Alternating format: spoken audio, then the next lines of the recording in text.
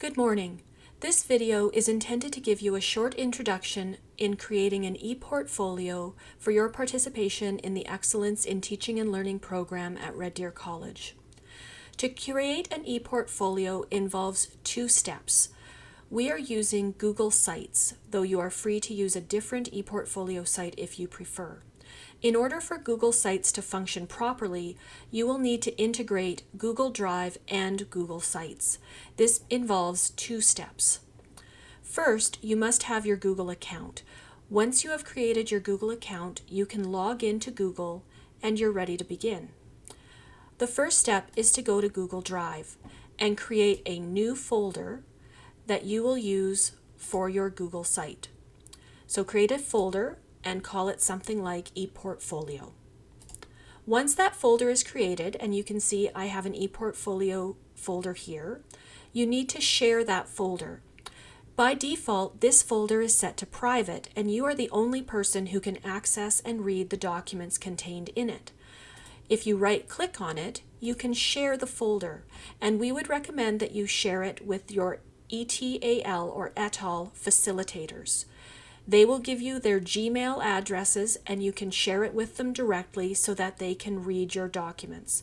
You do not need to give them editing privileges, but you can give them privileges to view, or internally with the documents, you can give them privileges to comment.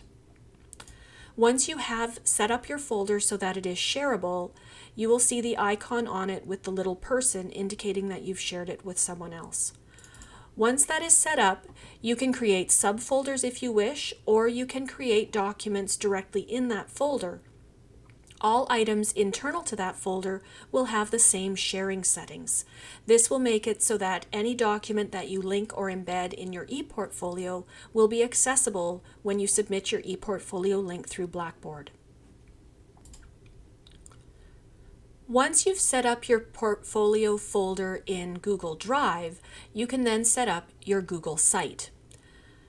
Using the little tiles in the upper right corner, you can navigate directly to Google Sites if it is pinned to your tile board, or under More, under Even More, you can find Google Sites. The easiest way to do this is to search for it. Once there, you can navigate to Google Sites, and this will allow you to pin it to your tiles. In Google Sites, you will have a blank page unless you have already created other Google Sites. I have access to a number of sites, so my list is quite long. In order to create a new Google site, you will select the red Create button on the left side. This will give you options for creating a new site from one of their internal templates or just a blank template. We have created an RDC site, so if you click on Browse the Gallery for more, you can type in RDC, and this will bring up the green RDC Faculty ePortfolio site. If you select that, it will bring it up in a bigger picture so you can see what it looks like, and at the bottom of the screen is a blue button that says Select. Click that and it will import that site into the background of your site. You then need to name your site. Keep in mind that if this name is already taken, you will get a message that says so and you'll have to choose a new name. And click that you're not a robot. You may have to go through some type of a thing to prove that you're not a robot, such as clicking all the squares with street signs to prove that you're not a robot. Once you've done that, it verifies that you're not a robot, and at the top of the page you can click the red Create Site to create your site. Before you create your site, if you prefer, you can also select a different colored theme. If you do that, we would recommend choosing a theme that has a good contrast between the background and the font color. Once your site is created, you will have numerous options for where to place things. For pre-module, you will place it under Philosophy. In other areas, you will see that there is Latin text. This is filler text designed to show you what your site will look like once you write on it. If you want to get rid of that, in the upper right corner is a button that says Edit Page. You click on that, it will load the editor, and you will then be able to delete the Latin font and type in your own text. You can also cut and paste text from a Word document or a Google document if you have it written there. The brilliant thing about Google Sites and why you need to have it set up so that it is shared with people directly as well as in Google Docs is that you can embed documents. So under philosophy, you can see that I've actually embedded my teaching philosophy document. I did this by editing the page, and then under Insert, I chose Drive, Document, and I was able to find my teaching philosophy by typing it in,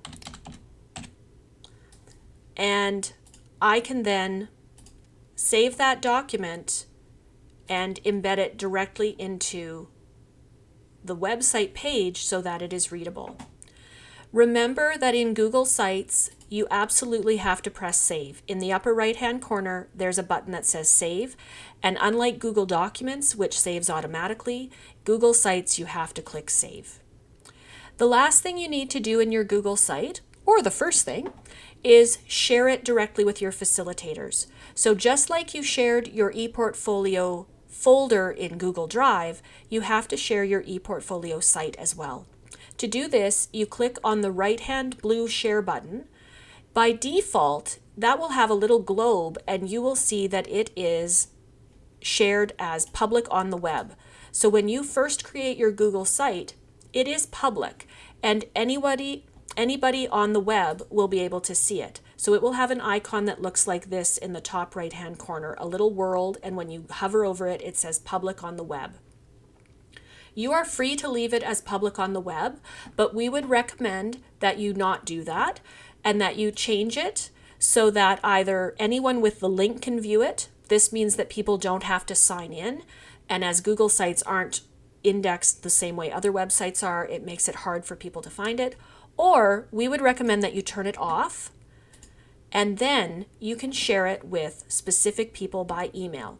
And so you would do this by taking your facilitator's Gmail and typing it in the same way that you did with your Google Drive. Click Send, and they'll get a notification that it has been saved with them. That is how you will set up your ePortfolio to begin. That is a very quick overview. So if you have any questions, please come and see us. We will talk about this at the pre-module meeting as well, but if you have any trouble, the faculty and staff at the Center for Teaching and Learning would be happy to help you. Thank you.